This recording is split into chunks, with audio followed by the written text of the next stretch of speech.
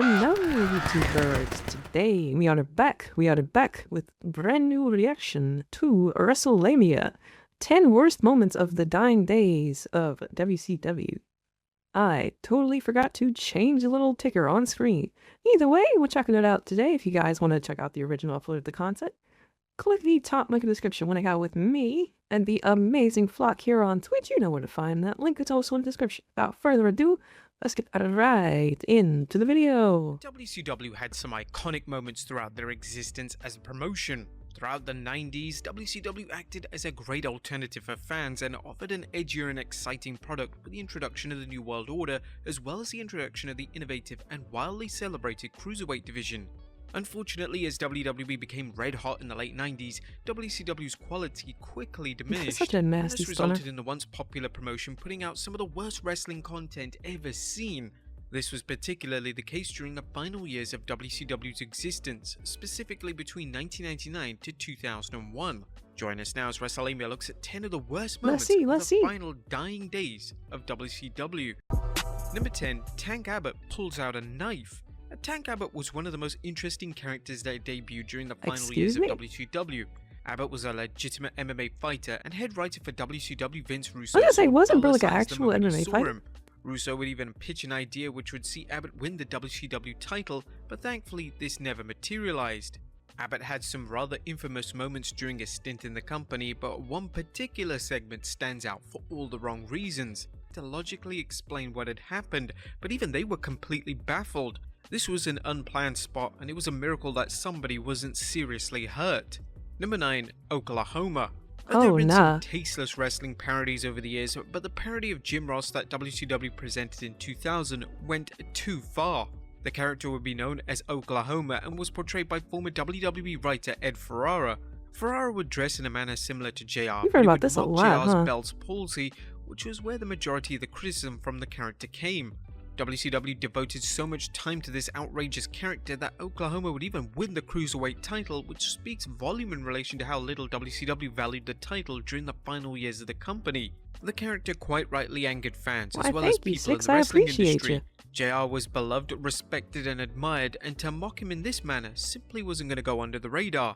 Jim Cornette would even challenge Ferrara to a fist fight. He was so outraged at WCW's mockery of arguably wrestling's greatest commentator. Number 8. The Blood Botch. 2000 was a pivotal year for WCW as a promotion, as everything they tried to do to remain relevant and popular seemed to completely flop. Why does WrestleMania guy sound like dead in this video? WCW World Champion Kevin Nash and the like Blood stable. During an episode of WCW Thunder, Nash would be standing in the ring, and a planned spot was to see a bucket of blood falling on his head.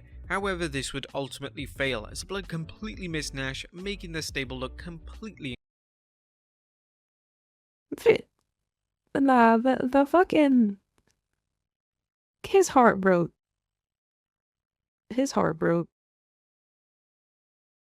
Completely incompetent. Nash virtually no-sold the botch, which was probably the smartest move. But just a few weeks later, a similar incident would occur as Nash was about to perform a jackknife powerbomb on Vince Russo on the outside of the ring.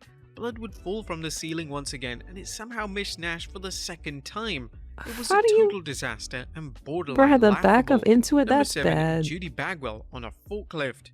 Vince Russo was obsessed with placing various items on poles during his time in WCW, from leather jackets to Viagra, but in the year 2000 he developed this concept even further when he decided to have a Judy Bagwell on a forklift match. The stipulation alone was enough to make fans realize that WCW was dead. There was no going back, but the execution of said match was beyond belief. The match would be between Kanyon and Buff Bagwell, and if Kanyon won, Judy would be his new valet, whilst if Bagwell won, Judy would be free and wouldn't have to worry about any torment from the villainous Kanyon. The match began with Kanyon driving to the ring with Judy strapped to a forklift. This is when Kanyon cut a promo and declared, "Everybody knows that this match is supposed to be a Judy Bagwell on a pole match, but I searched this entire second-rate country of Canada. But after searching this entire godforsaken country, I couldn't find a pole that would hold that big fat battle axe." The match was terrible, and even featured a run-in from David Arquette. Bagwell would win the match, and he would safely be reunited with his mother, who was dramatically lowered down to the ground. Number 6. Goldberg's car window incident. WCW was often compared to the Wild West, in the sense that talent did whatever they liked with no repercussions. During the final years of the company, wrestlers going off script was common, and there was nobody with any true sense of authority to make them fall in line. One of the wrestlers who WCW management struggled to rein in was Goldberg, who in late 1999 went off script and almost bled to death as a result. Oh, doesn't he On get an like a episode of gnarly cut WCW on his Thunder, arm? Goldberg would attack a limo with a metal pipe, but then went off script and smashed a window with his own hand. The glass cut an artery in his arm, and he was forced to go to hospital immediately. Fair fuck, he's like, alright, go ahead, it is hot Whilst and nobody is fucked up. truly to blame other than Goldberg himself, WCW management should have had a better control over their talent. This situation was a clear sign that inmates were running the asylum. Number 5. Goldberg turns heel. Speaking of Goldberg, during the late 90s, Goldberg's popularity skyrocketed.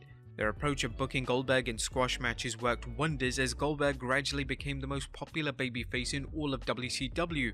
Unfortunately, things would begin to fall apart when they made the questionable decision to have Kevin Nash end Goldberg's 173-0 win streak. Despite this, the crowd remained pro-Goldberg. This is until Vince Russo implemented the drastic and damaging decision in 2000 to turn him heel. Goldberg would turn heel at the Great American Bash pay-per-view, turning on Nash and siding with Russo and his New Blood stable. To say this heel turn flopped hard would be an understatement. Goldberg looked uncomfortable in the role, and fans hated it. It completely killed the mystique of the former world champion, and Russo would ultimately take no responsibility for the failed heel turn, claiming on Sportskeeda's Legion of Raw that Goldberg's heart wasn't in it. Number 4. David Arquette wins the WCW World Title.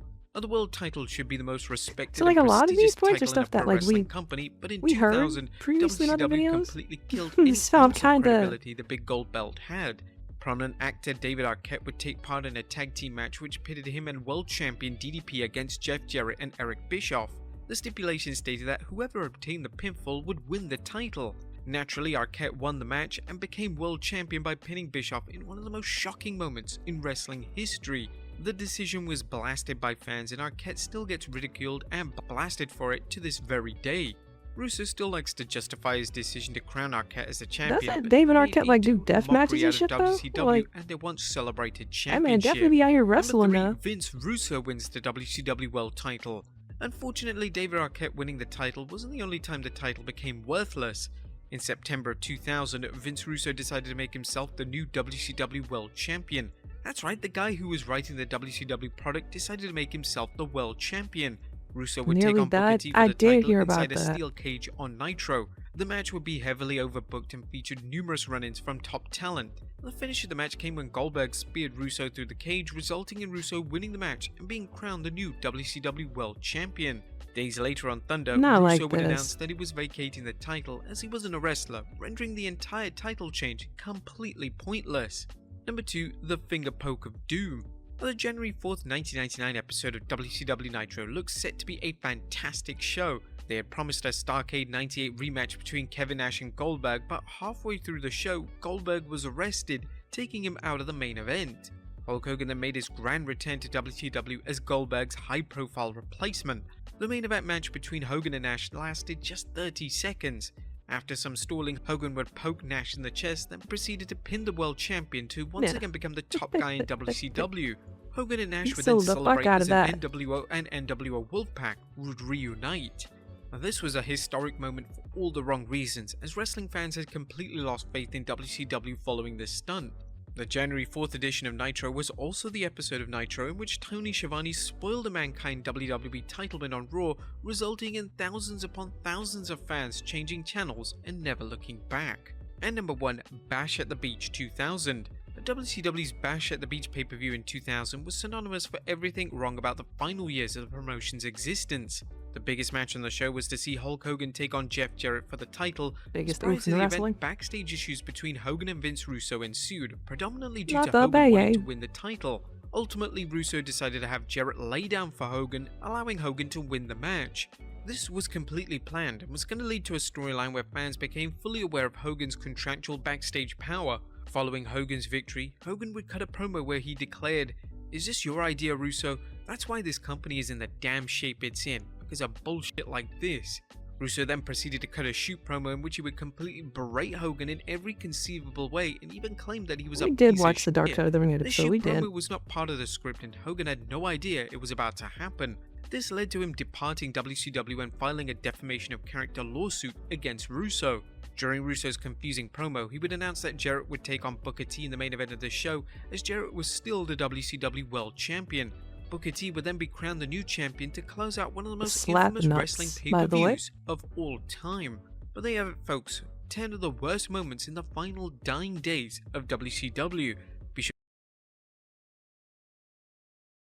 Alright, well, so I think I didn't have much to say during the countdown of the video, just because, like, this is all stuff that we've seen countless times on this channel. I've done over 200 fucking wrestling videos, unfortunately. There's a lot of cross-contamination when it comes to the topics and the subjects and whatnot. But, like, it's always interesting to kind of see the stuff that wrestling companies, or like companies in general, get up to when they're like kind of circling the drain.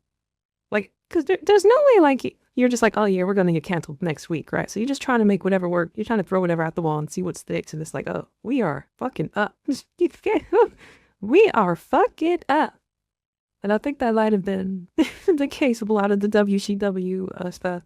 Either way, they had like a lot of really cool characters, concepts, and like fucking matches over their course of like WCW's time. So I'm gonna put some respect on their name.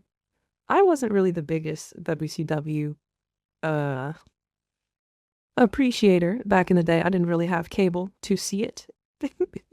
I only ever saw WCW through like osmosis. I'd see like a fucking toy of like Sting, or like, you know, the fake wrestling toys in like the beauty supply stores back in the day. But hey, it is what it is. We could get a fucking dramatization of the Monday Night Wars. That'd be kind of gas. Let me get like a crazy retelling of it. How we blow our weed like that.